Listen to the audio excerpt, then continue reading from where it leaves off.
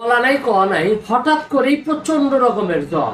এখন এরকম একটা পরিস্থিতিতে আপনি কি করবেন বা কি ব্যবস্থা নেবেন?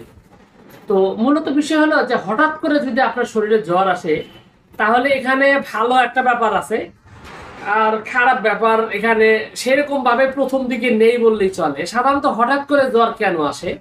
যখন আমাদের শরীরের ভিতরে কোনো প্রাণঘাতী অথবা ক্ষতিকর কোনো জীবাণু বা ব্যাকটেরিয়া আহ, এরকম কিছু একটা আপনার শরীরে যদি ভাইরাস এরকম কিছু একটা শরীরে অ্যাটাক করে, তখন সাথে সাথে শরীরের যে প্রতিরক্ষা ব্যবস্থা আছে, যেটাকে ইমিউনিটি সিস্টেম বলা হয়, সেটা অ্যালার্ট হয়ে যায় এবং এই জীবাণু, এই ক্ষতিকর ভাইরাস এটাকে ধ্বংস করার জন্য শরীরের তাপমাত্রা অনেক বেশি মাত্রায় বাড়িয়ে দেয়। এবং এই তাপমাত্রা বাড়িয়ে দেওয়ার কারণে সাথে সাথে যে বিষয়টা হয় যে আপনার ওই যে জীবাণুটা শরীরের ভিতরে ঢুকছে ওই তেমন সুবিধা করতে পারে না, ওকে ধ্বংস করে দেয় এবং শরীরের ইমিউনিটি আবার ভালো হয়ে যায়। তো যার কারণে হঠাৎ করে যদি প্রচন্ড জ্বর আসে, দেখবেন যে কিছুক্ষণ বা কিছু সময় পরে জ্বরটা আস্তে আস্তে ইমিউনিটি কমে যেতে শুরু করে, কারণ ততক্ষণে জীবাণুটা ধ্বংস হয়ে গেছে। কিন্তু এর পরেও যদি ধ্বংস না হয়, তাহলে বিশেষজ্ঞদের মন্তব্য হলো আপনাকে 24 ঘন্টা অপেক্ষা করতে হবে এবং জ্বরটা কমানোর জন্য কোনো ওষুধ না খেয়ে এমনি আপনার জলপট্টি দেওয়া বা কিছু প্রাথমিক কিছু ব্যবস্থার মাধ্যমে আপনার যে কাজটা করতে হবে সেটা হলো জ্বরটা কমানোর ব্যবস্থা করতে হবে, সাথে সাথে ওষুধ না খেয়ে। এখন বিষয়টা হলো যে আপনার যদি ওষুধের প্রয়োজন হয়, 24 ঘন্টা পার হয়ে গেছে এখনো জ্বর কমতেছে না, সেক্ষেত্রে কি ব্যবস্থা নেবেন? এক্ষেত্রে হোমিওপ্যাথিতে অনেকগুলো পরীক্ষিত কার্যকর ওষুধ রয়েছে। তো এই পরীক্ষিত কার্যকর ঔষধগুলোর মধ্যে একটা ওষুধ হলো যে আপনার একোনাইট ন্যাপ।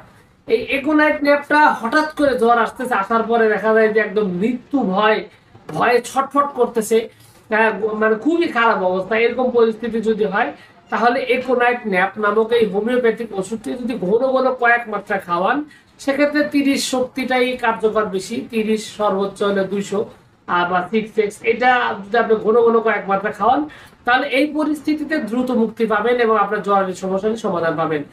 এবং এই এই জায়গায় আরো ওষুধের মধ্যে অন্যতম হলো আপনার যদি এই জ্বরের সাথে সাথে প্রচন্ড রকমের পিপাসা থাকে, ঘন ঘন পিপাসা, গলা শুকিয়ে যাচ্ছে, খেতে পারতেছে না, এরকম একটা পরিস্থিতি যদি হয় এবং শরীরে জ্বালা পোড়া এরকম পরিস্থিতি যদি হয়, সেক্ষেত্রে কিন্তু আপনার আর্সেনিক অ্যালব একটা গুরুত্বপূর্ণ ঔষধ। এবং এই সময় এই জ্বরটা দ্রুত কমানোর জন্য আর্সেনিক অ্যালবের বিশেষ ভূমিকা রয়েছে। এছাড়াও যদি দেখা যায় যে জ্বরের মধ্যে আবল তাবল বলতেছে, উল্টাপাল্টা কথা বলতেছে, জ্বরের ভয়াবহতা অত্যন্ত বেশি, চোখ মুখ একদম লাল হয়ে গেছে, একদম উত্তাপ ছড়াচ্ছে, ভয়ঙ্কর রকমের আবল তাবল কথা বলে, এরকম যদি পরিস্থিতি থাকে, তাহলে হোমিওপ্যাথিক একটা গুরুত্বপূর্ণ ঔষধ অতি দ্রুত কমানোর জন্য, তার নাম হলো বেলেডোনা।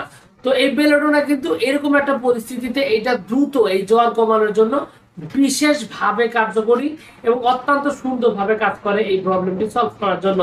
সেই সাথে বায়োকেমিক ওষুধও কিন্তু রয়েছে আপনার এই জ্বরটা দ্রুত কমানোর জন্য। এর মধ্যে ফেরামফস সবার আগে আসবে এবং ঘন ঘন কয়েক মাত্রায় ফেরামফস খাওয়ালে আপনার এই জ্বরটা, হঠাৎ জ্বর আসা বা এই জ্বরটা দ্রুত কমার জন্য খুবই ভালোভাবে কাজ করে।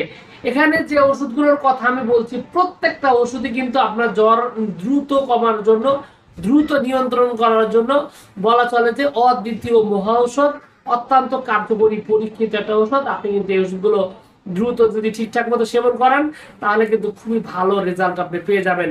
তো যাই হোক, সবকিছু মিলে এখানে যে ওষুধগুলো রয়েছে, প্রত্যেকটা ওষুধ প্রাথমিক ওষুধ হিসাবে ব্যবহৃত হয়।